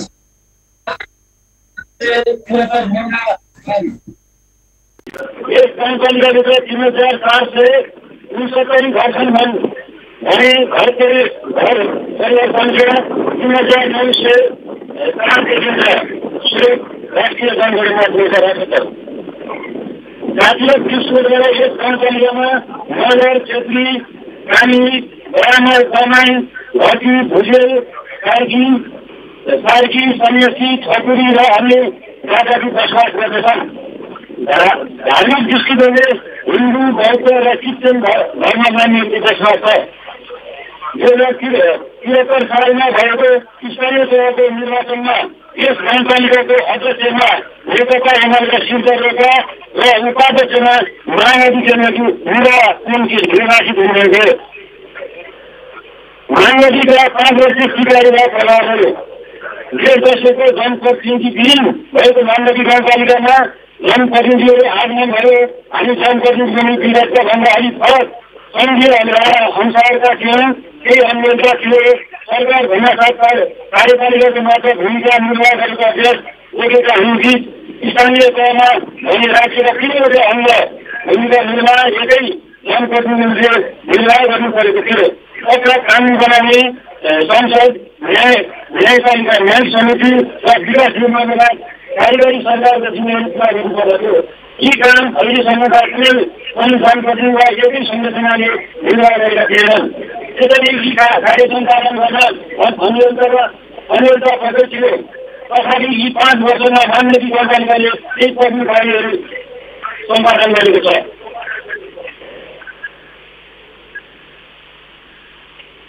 यस 5 वर्षमा माण्डवी गाउँपालिकाले भौतिक विकास अन्तर्गत सबैभन्दा धेरै लगानी सडक निर्माण गरेको छ। कानपुरमा 40 वटा सडक बनाएको छ। सडकको कुल लम्बाइ 42 किलोमिटर रहेको छ। त्यो सडकमध्ये 500 मिटर कालोपत्रो, 3 किलोमिटर ग्रामर, 38 किलोमिटर चिरापल्ली, 500 मिटर धरान भएको छ भने वडाले जाने सम्पूर्ण सडकमा 12 महिना लाइन चल्न सकिएको छ। समृद्ध आयदावतको लागि गाउँपालिकाभित्र विभिन्न स्थानमा 2 वटा झोलीको निर्माण गरिएको छ। गाउँपालिकाको प्रयोगमा सडक निर्माण कार्यबाट माण्डवी गजनीदेखि हालै पाएर चोरी जाने पछिको निर्माणमा आवश्यक बजेट विनियोजन भएको छ। निर्माण भएका मुख्य सडकहरू गाउँपालिका चल्ने सडक जानुपर्ने सम्पूर्ण वडामा जाने सडक 6देखि 8 किलोसम्म बनाइएको सडकदेखि चल्ने सडकमा 12 महिनासम्म बनाइएको पहिलो सिमेन्टदेखि सीमान्त जोड्ने सडक निर्माण लाली खोला सुनामी मार्ग जोड्ने सडक निर्माण सडक निर्माण सडक निर्माण गल्लीदेखि सिद्धिएर किल्लादेखि किल्ला जोड्ने सडक निर्माण गल्ली गोडागाडीदेखि बाहिर सिलगढी जोड्ने सडक निर्माण उदयपुरदेखि पश्चिमजना 3 किलोमिटर जोड्ने सडक निर्माण भवनतर्फ यस गाउँपालिकातिर धनीले 19 वटा नयाँ सार्वजनिक भवनहरू निर्माण गरे 8 वटा भवन निर्माण गरे जसमा गाउँपालिका र वडा कार्यालयका भवन विद्यालयका भवन स्वास्थ्य चौकीका भवन वडा कार्यालयका भवन महिला सरकारी भवन लगायत अन्य सार्वजनिक भवनहरू रहेका छन्। यात्रुपछि चलाए मण्डली गाउँपालिकाले हालसम्म गाउँपालिकाका विभिन्न स्थानहरूमा 16 वटा यात्रुपछि चलाए निर्माण गरेको छ।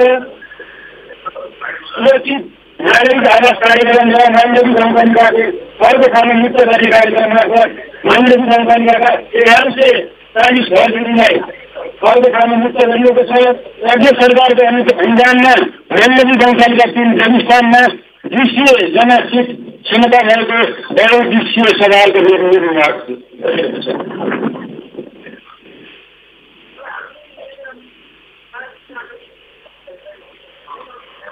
मण्डली गाउँपालिकाको 65 भवन निर्माण सम्पन्न गरिएको छ। गाउँपालिका अन्तर्गतका अधिकांश विद्यालयहरूमा 2 र 4 कोठे भवन निर्माण गरिएको छ। निर्माण सम्पन्न र हुँदै गरेका मुख्य भवनहरू गाउँपालिकाको 85 भवन निर्माण बागेश्वरीमा नदी तिग्रामा 2 कोठे 4 कोठे भवन निर्माण गणेश नदी तिरानमा 8 कोठे पक्की भवन निर्माण सुनामी नदी हातापानी 4 कोठे पक्की भवन निर्माण कामाक्षी नदी उदयपुरमा 4 कोठे पक्की भवन निर्माण मण्डली नदी नयाँगाउँमा 8 कोठे पक्की भवन निर्माण कङ्ग्रेसको आधारभूत अस्पताल निर्माण प्रक्रिया सुरु मर्दगन स्वास्थ्य चौकी निर्माण प्रक्रिया सुरु रम्बी स्वास्थ्य चौकी निर्माण एका प्रक्रिया सुरु।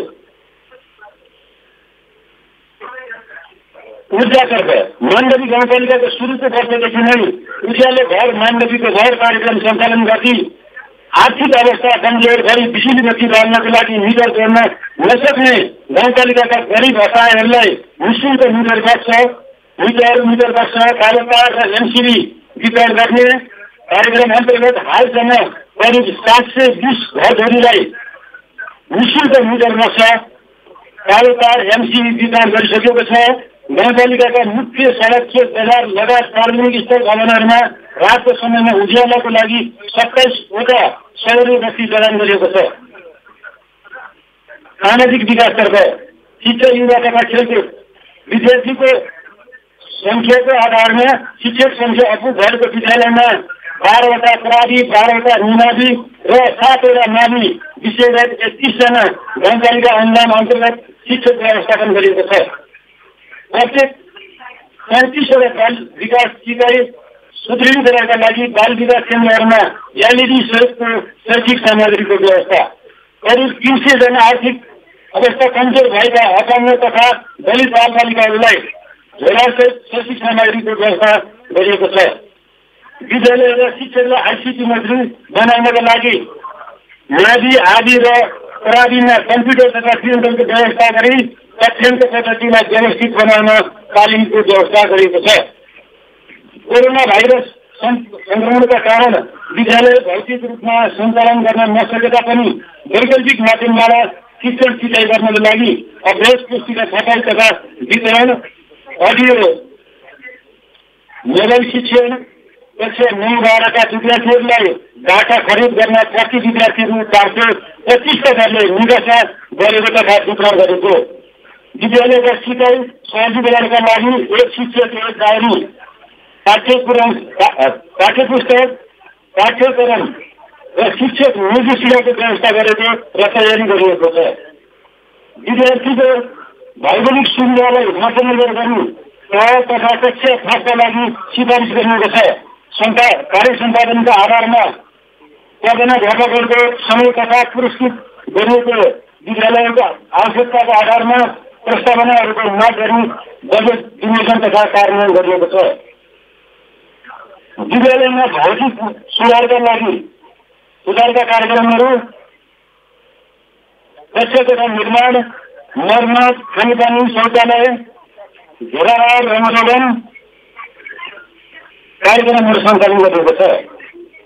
प्राविधिक धार, कम्प्युटर इन्जिनियरिङ कक्षा 9-12 सञ्चालन तथा नमुना विद्यालयहरूमा गाउँपालिकाको सहयोगमा स्कुल बस सञ्चालन गरिएको छ।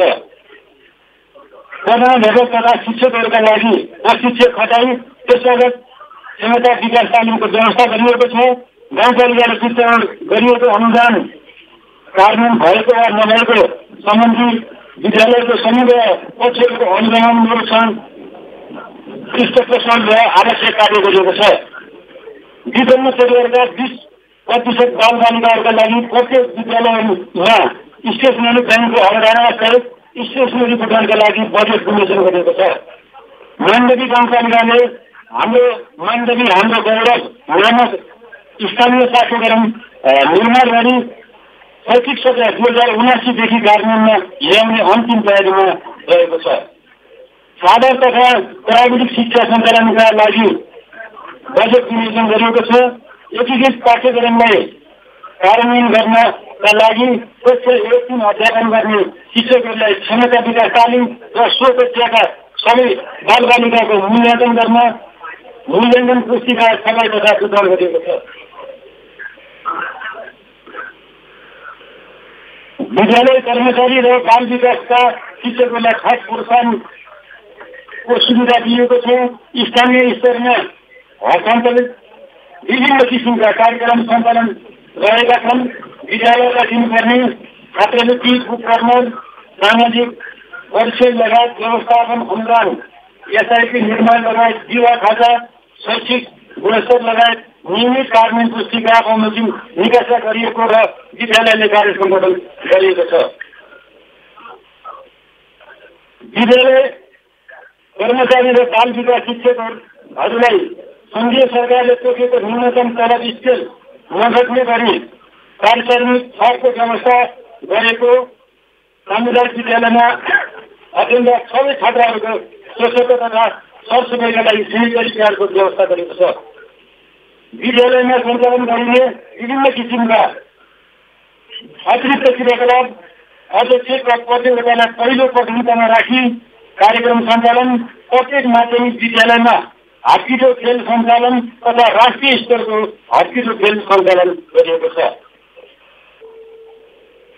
स्वास्थ्य क्षेत्र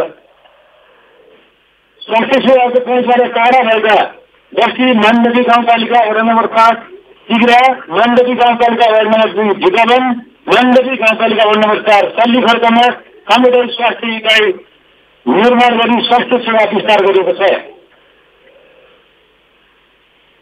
माण्डवी गाउँपालिका 3 वडा नम्बर 3 नयाँ गाउँ वडा नम्बर 4 उदयपुरकोटमा कोटका गाउँघर किनी भवन निर्माण सञ्चालन गरेको छ। जुलिस्तानमा 15 सयको अस्पताल आधारभूत अस्पताल निर्माणको प्रक्रिया सुरु गरिएको छ। मर्काबाङ स्वास्थ्य चौकीको निर्माणको प्रक्रिया सुरु भएको छ। रम्जी स्वास्थ्य चौकी, त्यसै गरी किरान, जुलिस्तान र उदयपुरकोटमा स्वास्थ्य चौकी भवन निर्माण सम्पन्न गरी सञ्चालनमा आएको छ। जुलिस्तान स्वास्थ्य चौकीमा रोग निदानको लागि प्रयोगशाला स्थापना गरिएको छ। गर्भवती महिलाहरूको लागि जुलिस्तान स्वास्थ्य चौकीमा भिडियो सेवा सुधार गरिएको छ। गाउँपालिकाले एम्बुलेन्स खरिद गरी एम्बुलेन्स सेवा सञ्चालनमा ल्याएको छ। सुत्केरी हुन नसकी प्रसव पुर्याउन रहेका गर्भवती महिलाहरूलाई स्वास्थ्य चौकी र जिल्ला अस्पतालसम्म ल्याउनको लागि गाउँपालिकाले निःशुल्क एम्बुलेन्स सेवा सञ्चालन गरेको छ। महिला स्वास्थ्य स्वयंसेविकालाई प्रोत्साहन स्वरूप रु 1500 प्रोत्साहन भत्ता दिने व्यवस्थाको सुरुवात गरेको छ। बालबालिकामा देखिने कुपोषण निर्मूलनका लागि बहुक्षेत्रीय पोषण कार्यक्रम सञ्चालन गरिएको छ। जुलिस्तान स्वास्थ्य चौकीमा पालिका स्तरमा पोषणको रिफरल सेन्टर स्थापना गरिएको छ। कोभिड-19 प्रतिकार सम्बन्धी कार्यक्रम कोभिड-19 को पहिलो भेरिएन्ट देखिएसँगै माण्डवी गाउँपालिकाले हालसम्म भारतबाट आउने करिब 1400 जना व्यक्तिलाई सीमा नाकादेखि गाउँपालिकाको क्वारेन्टाइनसम्म 14 दिनसम्म सुरक्षित तरिकाले चाहिँ बसाल्ने व्यवस्था गरिएको छ।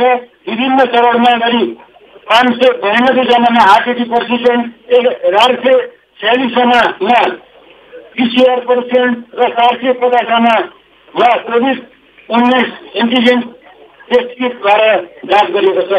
भवानीश्वरी आदि जसपुरमा आइसोलेसन केन्द्र स्थापना गरी कोभिड-19 पोजिटिभका बिरामीहरूको उपचार गरिएको थियो।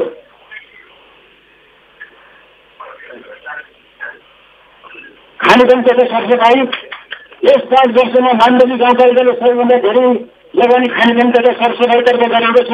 गाउँपालिकाहरूले आधारभूत खानेपानी सेवाको पहुँच वृद्धि भई 75% जनसङ्ख्यामा पुगेको छ। 1520 घरधुरीमा एक घर एक धारा निर्माण अन्तर्गत धाराकालीन सुरक्षित खानेपानीको सेवा पुगेको छ। निर्माण सम्पन्न र निर्माणले मुख्य खानेपानी आयोजनाहरू लामाकोल एक घर एक धारा खानेपानी आयोजना, चौलीघारी एक घर एक धारा खानेपानी आयोजना, भनचोर एक घर एक धारा खानेपानी आयोजना, आठचोर एक घर एक धारा खानेपानी आयोजना, तिग्राखोला मूलखोला एक घर एक धारा खानेपानी आयोजना, कच्चाको एक घर एक धारा खानेपानी आयोजना, किराम खानेपानी आयोजना, बगेनी एक घर एक धारा खानेपानी आयोजना, उदयपुरको जित्तो खानेपानी आयोजना, चण्डीखर्क एक घर एक धारा खानेपानी आयोजना, सिरुवारी एक घर एक धारा खानेपानी आयोजना, बडेचोर एक घर एक धारा खानेपानी आयोजना। महिला बालबालिका अपाङ्गता ज्येष्ठ नागरिक तर्फ माण्डवी गाउँपालिका वार्ड नम्बर 2 र 4 मा महिला पत्रकर्ता संस्था स्थापना भई सञ्चालनमा आएको छ, जसले महिलाहरूलाई सङ्गठित हुने र नेतृत्व विकास गर्न साथसाथै आर्थिक सशक्तिकरण गर्न सहयोग गरेको छ। ताकि 3वटा वडामा पहिले स्थापना भएका सहकारी संस्थाहरूको व्यवस्थापनमा कम्प्युटर, अपूर्व भवन निर्माण, विद्युत सप्लाई सहयोग गरेको छ। महिला बालबालिका र किशोरीहरूका लागि अल्पकालीन सेवा केन्द्र हालसम्म सेवा केन्द्रमा 30 जनाले लिइसक्नु भएको छ। लैङ्गिक हिंसा, घरेलु हिंसा विरुद्धका सचेतनामूलक कार्यक्रमहरू, महिलाको अधिकार कार्यक्रमहरू सञ्चालन गरिएको छ।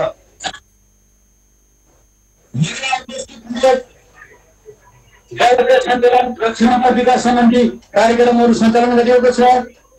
बालबालिका बाल समूह सञ्जाल गठन गरिएको छ। बाल अधिकार सम्बन्धी सचेतनामूलक कार्यक्रमहरू सञ्चालन गरिएको छ। बालमन्त्री स्तरीय शासन समिति गठन गरिएको छ। बाल विवाह विरुद्धका अभियानहरू सञ्चालन गरिएको छ। अपाङ्ग सम्बन्धी कार्यक्रमहरू, अपाङ्गता भएका व्यक्तिहरूलाई अपाङ्गता परिचयपत्र वितरण हालसम्म 155 जना व्यक्तिले अपाङ्गता भएका व्यक्तिहरूलाई परिचयपत्र वितरण गरिएको छ। माण्डवी गाउँपालिका स्तरीय र वडा स्तरीय अपाङ्गता गठन गरिएको छ। अपाङ्गता भएका व्यक्तिहरूलाई सहायक सामग्री वितरण गरिएको छ। साथै विकास र व्यवसाय सञ्चालन अनुदान प्रदान गरिएको छ।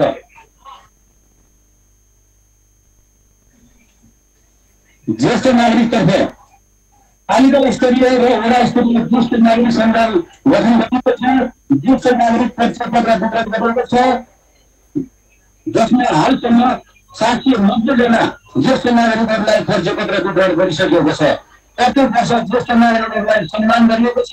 ज्येष्ठ नागरिकहरूको जीवन सामाजिक असल संस्कारहरू ज्येष्ठ नागरिकद्वारा नै हाम्रा विद्यालयहरूका बालबालिकामा हस्तान्तरण गरिएको छ। स्थापना गरिएको छ। आर्थिक विकास केन्द्र, शिक्षित तथा प्रशिक्षित विभाग, प्रदेश सरकार र गाउँपालिकाको सहकार्यमा माण्डवी गाउँपालिका 3 प्रतिष्ठानमा शिक्षित भण्डारणको लागि 4 मेट्रिक टन क्षमता भएको शिक्षण केन्द्रको निर्माण सञ्चालनमा ल्याएको छ। माण्डवी गाउँपालिकाको अधिक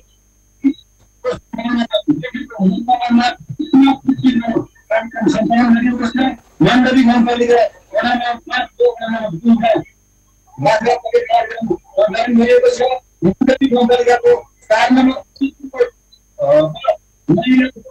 एक घरमा कार्यक्रम सञ्चालन गरिएको छ। कोभिड-19 का रोगका कारण रोजगारी गुमाएका युवा तथा बेरोजगारी कार्यक्रम हरणखोला ब्लक कृषि प्रोजेक्टका निर्माण कार्यक्रम नाली र झिमरुक नदी प्रतिरोधक कार्यक्रम अन्तर्गत विभिन्न 23वटा अनुदान शीर्षकमा पनि 45वटा समयमा 19वटा निजी फन्ड र 215जना कृषकहरूलाई कार्य सम्पन्नको आधारमा 50,000 देखि 10 लाखसम्म अनुदान आर्थिक करिडोर कार्यक्रम मार्फत 52वटा पक्की टनेल 7वटा मिनी टेलर 5वटा लिफ्ट सिँचाइ करिब 10वटा समूहसँग बाख्रा 60वटा बाख्रा खोर गरिएको छ। आर्थिक वर्ष 2077 करिब सरकारको कोभिड कृषि विशेष कार्यक्रम अन्तर्गत सशक्त अनुदान तर्फ मानवीय जानकारीबाट प्राप्त सानो कृषि औजार तथा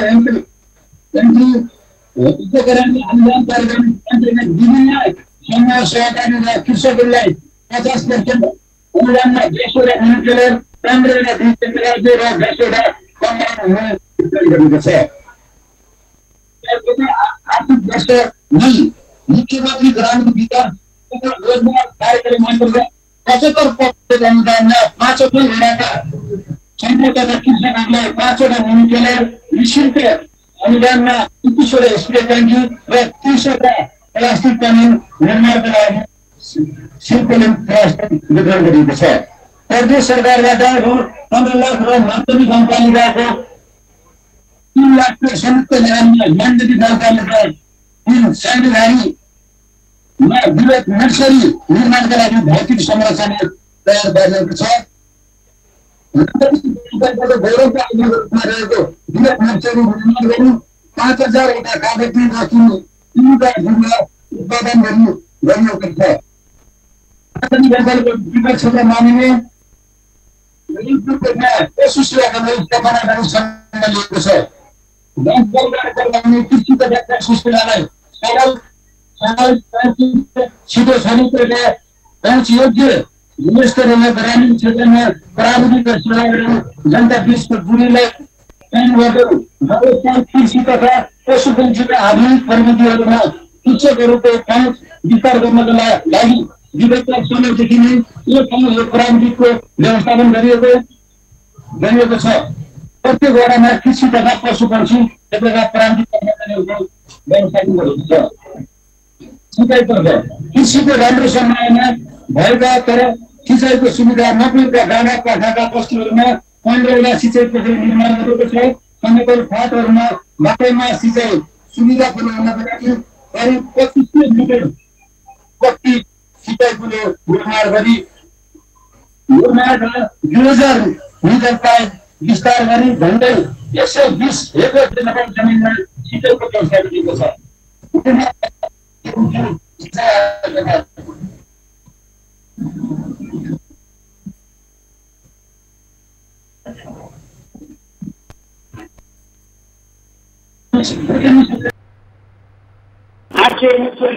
आयोजना विद्यावन लिप्त आयोजना प्रत्यक्ष लिप्त आयोजना सिंगरा लिप्त आयोजना सन्निधि 25 किलो निर्माण धारिमचोर 25 किलो निर्माण डाउनटोल 25 किलो निर्माण नर्सिल्यान्ड लामाचोर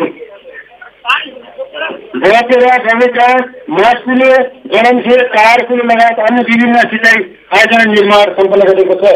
पर्यटनतर्फ 17 पुस्तासम्म ब्राह्मण राज्य सञ्चालन भएको नेपालको एकमात्र उदयपुरको हाल माण्डवी गाउँपालिका अङ्गमा उदयपुरको क्षेत्रको सम्पदा संरक्षण गर्दै पर्यटन प्रबन्धनको लागि उदयपुरको दरबार परियोजना बनाई बहुवर्षीय आयोजनाको रूपमा सञ्चालन रहेको उदयपुरको दरबार निर्माण आयोजनाको निर्माण कार्य अन्तिम चरणमा गएको छ।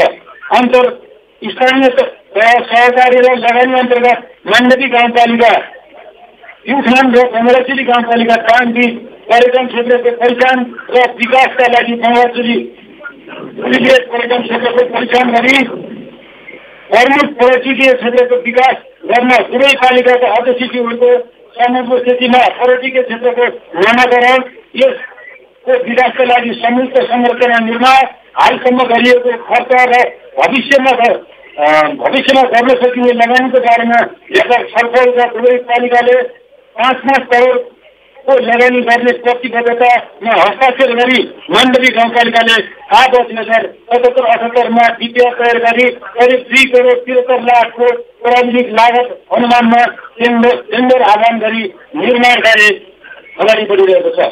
पछिल्लो समय युवाहरूको आकर्षणको रूपमा रहेको प्याराग्लाइडिङको मण्डली गाउँपालिकामा 3 आठवटा सम्भाव्यता अध्ययन गरेको छ। 6वटा पार्क तथा पिकनिक स्पटहरू निर्माण गरेको छ। अन्य प्रधानमन्त्री रोजगार कार्यक्रम सञ्चालनमा ल्याइएको छ। हालसम्म मण्डली गाउँपालिकाको 5वटै वडाहरूमा 100वटा आयोजनाहरूमा 700 भन्दा बढी बेरोजगार व्यक्तिहरूलाई संलग्न गराई 4 वडाहरूको रोजगार अवसर प्रदान गर्ने कार्यक्रम गरिएको छ। गरिबी निवारणका लागि लघु उद्योग विकास कार्यक्रम नेपाल सरकार उद्योग वाणिज्य तथा आपूर्ति मन्त्रालयको सशक्त अनुदानमा 2077-78देखि हालसम्म मण्डली गाउँपालिकामा गरिबी निवारणका लागि लघु उद्योग विकास कार्यक्रम मेलका अन्तर्गत हालसम्म उद्यमी सिर्जना गर्ने क्रममा भएका क्रियाकलाप तथा उपलब्धिहरू स्थानीय स्रोत र सिपको परिचालन गरी स्थानीय स्तरमा नै रोजगारी सिर्जनाको माध्यमबाट गरिबी निवारण गर्ने उद्देश्य अनुरूप 2077-78देखि सञ्चालन भएको गरिबी निवारणको लागि लघु उद्यम विकास कार्यक्रम अन्तर्गत मण्डली गाउँपालिकामा नयाँ उद्यमी सिर्जना गर्नेतर्फ 190 जनालाई उद्यमशीलता विकास तालिम, 132 जनालाई सिप विकास तालिम दिएको र 68 जनालाई व्यवसाय विस्तारका लागि प्रविधि हस्तान्तरण गरिएको छ। आज 2078-79मा स्तर उन्नतितर्फ 30 जनालाई एडभान्स तालिम दिएको छ। आज 2078-77मा सिप विकास तालिम र आज 78-79 को एडभान्स तालिम पश्चात आंशिक रूपमा रोजगार भएको उद्यमी 40 जना र पूर्ण रोजगार भएका उद्यमी 6 जना बन्नुभएको छ। व्यक्तिगत घटना तथा सामाजिक सुरक्षातर्फ आज 2077-78देखि सामाजिक सुरक्षा भत्ता ब्याङ्किङ प्रणाली मार्फत वितरण गर्ने कार्यको सुरुवात गरिएको छ। ब्याङ्कमा आउन नसक्ने 80 वर्षभन्दा माथिका ज्येष्ठ नागरिकहरूलाई ब्याङ्कको सहकारीमा निजको घरमै गरी सामाजिक सुरक्षा भत्ता वितरण गरिएको छ। आज 2077-78देखि सबै वडाहरूमा व्यक्तिगत घटना दर्ता तथा सामाजिक सुरक्षा व्यवस्थापन सूचना प्रणाली सुरु गरिएको छ। घटना दर्तासित डिजिटाइजेसन गर्ने कार्य सम्पन्न भएको छ। कानुन निर्माण तथा न्याय सम्पादन स्थानीय तहले सम्पादन गर्ने काममध्ये एक कानुन निर्माण तथा न्याय प्रवाह गर्ने काम पनि हो। यस क्रममा गाउँपालिकाको गाउँसभाबाट ऐनहरू निर्माण गरी जारी भएका छन् भने कार्यपालिकाबाट नियमावली कार्यविधि तथा नीतिहरू गरी 72वटा कानुनी प्रस्तावित पारित गरिएको छ। त्यसै गरी न्यायिक समितिले 200 भन्दा बढी मुद्दालाई किनारा लगाएको छ। सञ्चार तथा सूचना प्रविधि गाउँपालिकाबाट प्रदान गरिने सेवा प्रवाहमा सूचना प्रविधिको बढी छिटो छरितो सहज र पारदर्शी बनाई सेवाको गुणस्तर वृद्धि तथा सुशासन कायम गरी विद्युतीय शासनको स्थापना गर्नका लागि गाउँपालिका अन्तर्गतका सम्पूर्ण वडा कार्यालय, स्वास्थ्य चौकी, माध्यमिक तहका विद्यालयहरूमा इन्टरनेट जडान, कम्प्युटर, ल्यापटप र प्रिन्टर खरिद गरी वितरण गरिएको छ। स्थानीय कर सङ्कलन र व्यवस्थापन प्रक्रियालाई स्पष्ट र पारदर्शी व्यवस्थित गर्न गाउँपालिका र वडा कार्यालयमा कम्प्युटराइज बिलिङको प्रयोग गर्ने व्यवस्था गरिएको छ। अन्य राष्ट्र हित लोकतन्त्र र अग्रगामी परिवर्तनका लागि पटक गर्दै आएका ऐतिहासिक जनआन्दोलन, सशस्त्र सङ्घर्षमा त्याग र बलिदान गर्नुहुने महान शहीदहरूको सम्झनामा शहीद स्मृति पार्क, शहीद स्मृति प्रतिष्ठालय निर्माण गरिएको छ। राष्ट्रहित लोकतन्त्र र अग्रगामी परिवर्तनका लागि पटक गर्दै आएका ऐतिहासिक जनआन्दोलन, सशस्त्र सङ्घर्षमा त्याग र बलिदान गर्नुहुने शहीदको परिवारलाई मासिक 1000 रुपियाँको भत्ताको व्यवस्था गरिएको छ। मण्डली गाउँपालिका स्थापना भइसकेपछि गाउँपालिका स्थित विभिन्न स्वास्थ्य संस्था, गाउँघर क्लिनिक, खोप क्लिनिक तथा गाउँपालिकाको भवन समेतको जग्गा गरी अनुमानित 40 रोपनी जग्गा निःशुल्क रूपमा गाउँपालिकाको नाममा प्राप्त भएको छ। यस सँगसँगै हालसम्म माण्डवी गाउँपालिकाले हामी जनप्रतिनिधि भएर आइसकेपछि हामीले गरेका कामका गतिविधि मोटामोटी केही सारांशको रूपमा मैले प्रस्तुत गर्दै म अध्यक्षताको आसन गरेको जानकारी गराउँछु। हवस्।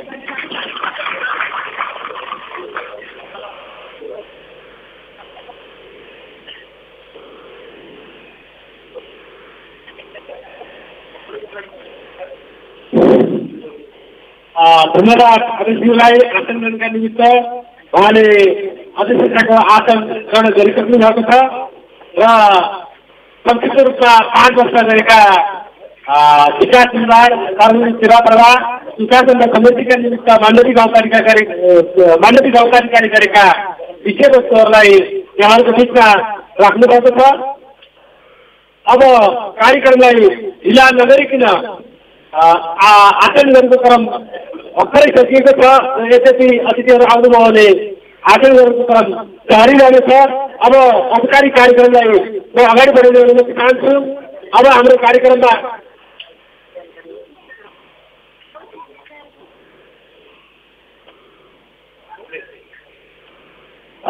राष्ट्रिय गान बजाउने कार्यक्रम छ। सम्पूर्ण प्रमुख अतिथिज्यू, विशेष अतिथिज्यू र सम्पूर्ण उपस्थित मान्यवरहरूलाई आफ्नो स्थानमा उठेर राष्ट्रिय गानका निमित्त हार्दिक अनुरोध गर्दछु।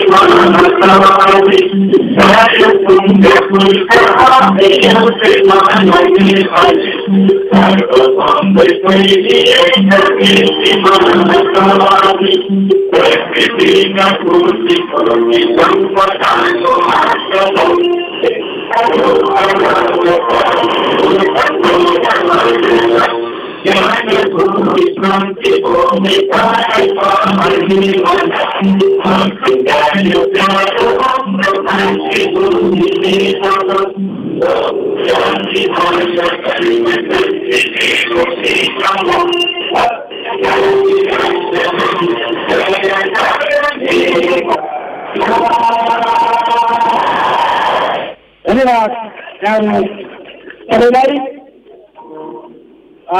सँगसँगै शहीदहरूप्रति स्मरण गर्ने कार्यक्रम छ। 1 मिनट शहीदहरूलाई सम्झिनु हुन सम्पूर्ण उपस्थित महानुभावहरूलाई म हार्दिक अनुरोध गर्दछु। समय सुरु।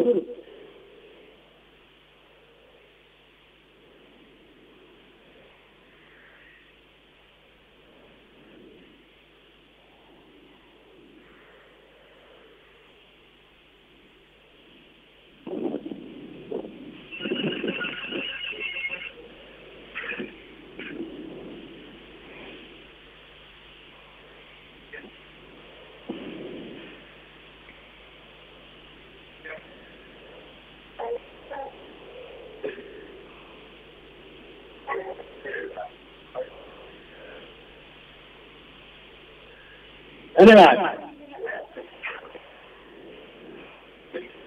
माण्डवी गाउँपालिका प्रशासकीय भवनको उद्घाटन गर्ने कार्यक्रम अब रहेको छ। माण्डवी गाउँपालिकाको प्रशासकीय भवन भाद्र महिनामा सम्झौता भएको करिब 5 करोड 81 लाखको लागतमा बनेको भवन हो यो र भदौमा सम्झौता भई करिब निर्माण सम्पन्न गरी निर्माण कम्पनीले हामीलाई हस्तान्तरण गरिसकेको छ र यो भवनको उद्घाटन गर्ने कार्यक्रम रहेको छ। यसमा शिलालेखमा पर्दा खोलेर हाम्रो प्रमुख अतिथिबाट यसलाई उद्घाटन गरिदिनु हुन र भारतमा भक्ति सँगसँगै बालेर उद्घाटन गर्नु निजी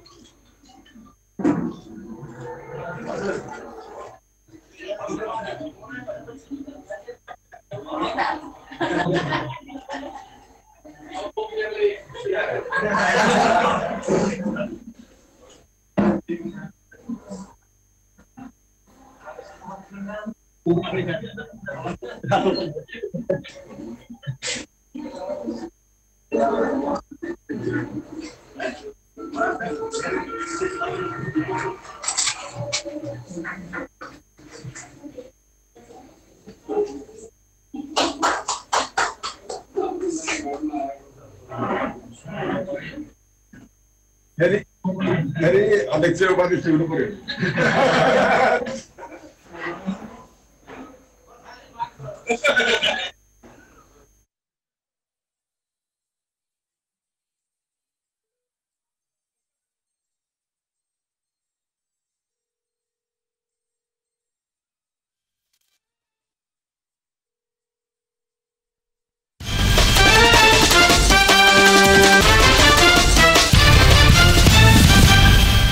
Thank you.